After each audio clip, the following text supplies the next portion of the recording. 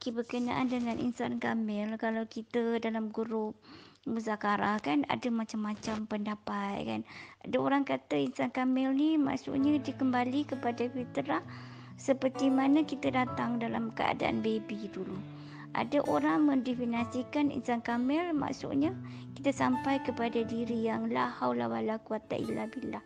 Maksudnya apabila kita dalam proses meleburkan diri kita, kita dah lebur satu bahagian.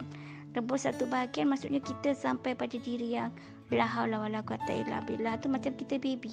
Kan kita datang dulu daripada rahim mak kita, kita push diri kita keluar dan dengan contraction yang Allah gerakkan pada diri mak kita kan. Jadi kita keluar. So kita keluar tu dalam keadaan kita pasrah. Kita duduk dalam rahim mak kita, kita dah selesa.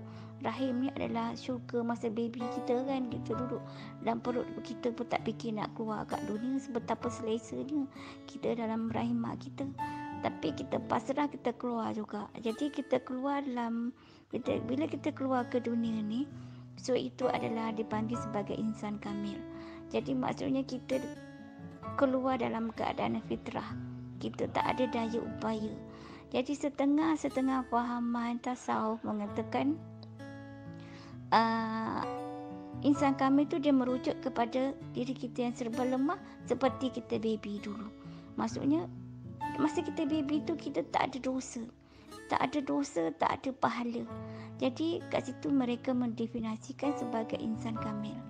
Jadi sebenarnya diri insan kamil yang mereka definisikan itu adalah berada pada makam pasrah. Kalau pada makam rohani kita, kita panggil sebagai makam pasrah, ataupun pada makam tak ada daya upaya, ataupun pada fasa hati yang la haula wala quwata illa billah. Maksud perasaan kita ni memang tak ada daya, ya Allah. Aku bergantung padamu je, ya Allah. Maksudnya apa yang berlaku pada rohani kita sebenarnya pada masa tu ialah leburnya satu keakuan, iaitu leburnya sifat-sifat qadariyah kita. Selama ni kita, semasa kita belum masuk perjalanan ni, kan kita rasa aku pandai, aku berjaya, aku kuat, aku akan berjaya, aku cantik, aku akan popular, contoh kan. Jadi kita meletakkan hasil dan usaha tu atas diri kita, bukan pada Allah. Jadi kita banyak bergantung kepada diri kita. Jadi apabila kita masuk kepada jalan perjalanan rohani ini, maka kita dileburkan. Bila kita lebur satu keakuan, maksudnya lebur kita pada Jabariyah tu pada makam pasrah, maka setengah mereka mengatakan itu adalah tahap insan kamil. Okey, satu tahap kat situ. Tapi kalau kita pergi perjalanan yang lebih panjang, perjalanan yang kita yang lebih jauh, maka kita akan kenal pasti bahawasanya ada berlaku peningkatan rohani pada diri kita sehingga kita sampai kepada step-step lain. Okey, step yang insan kamil yang seterusnya ialah setengah orang tu mengatakan apabila kita sampai kepada makam nafsu yang lebih baik. Kan kita daripada makam pasrah, kita pergi kepada makam reda, kemudian meningkat lagi, kita mi'rajkan diri kita, kita masuk kepada fana. So apabila masuk kepada fana, sebenarnya kita sampai kepada marhabatillah.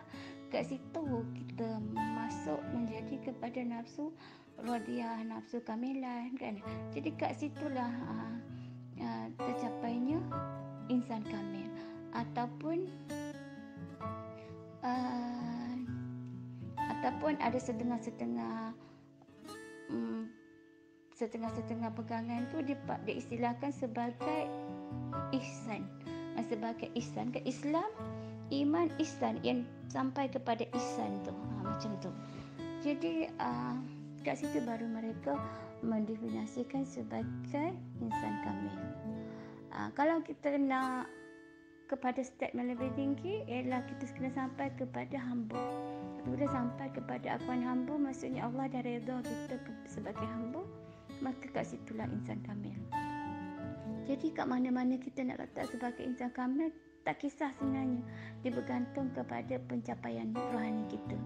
Apapun kita cubalah meletakkan diri target diri kita di tempat yang paling tinggi, iaitu sebagai hamba. Apabila kita dah sampai menjadi hamba, apabila Allah dah redha kita menjadi hamba dia, bila Allah redha kita sebagai hamba dia, maka insya-Allah selamatlah kita. Kenapa?